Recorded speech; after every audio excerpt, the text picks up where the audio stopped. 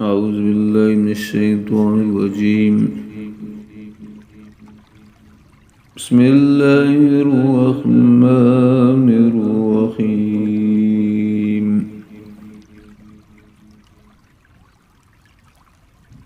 وما منعهم أن تقبل منهم نفقاتهم إلا أنهم كفروا بالله وبرسوله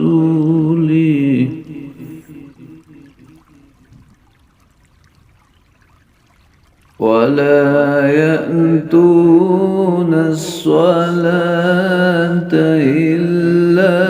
وهم كسالى ولا ينفقون إلا وهم كارهون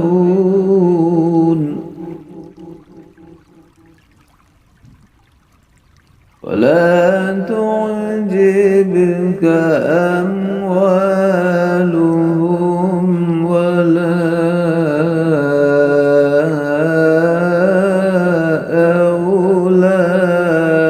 أولادهم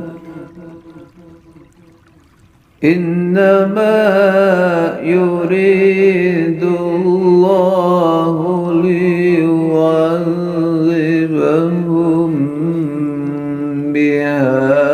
في الحياة الدنيا وتزهق أنفسهم وهم كافرون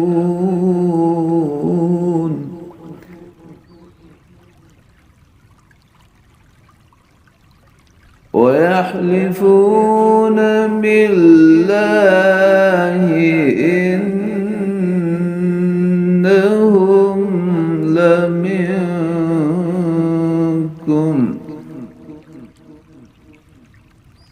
وما هم منكم ولكنهم قوم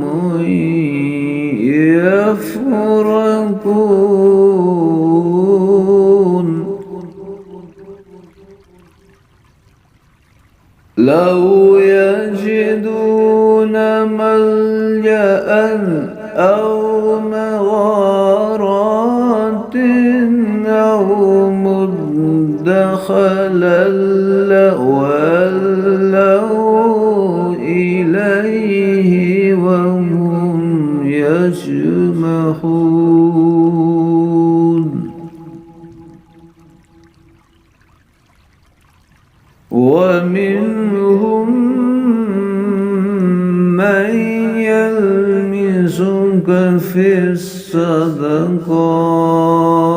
الصدقات فإن أعطوا منها رضوا وإن لم يعطوا منها إذا هم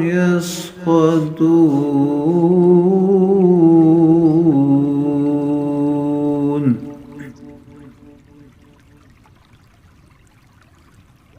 ولو أنهم رضوا ما آتاهم الله ورسوله وقالوا حسبنا الله سيؤتينا الله من فضله ورسوله إنا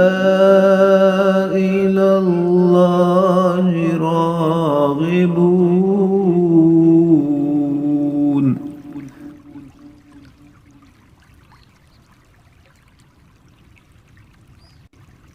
إنما الصدقات للفقراء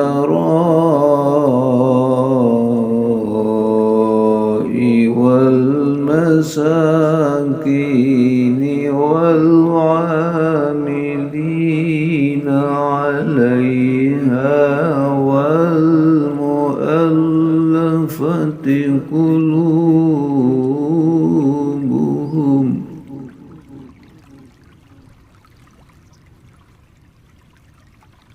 وفي الرقاب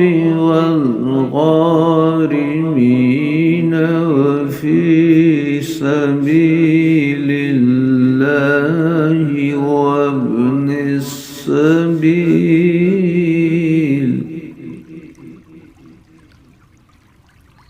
فريضة من الله والله عليم حكيم.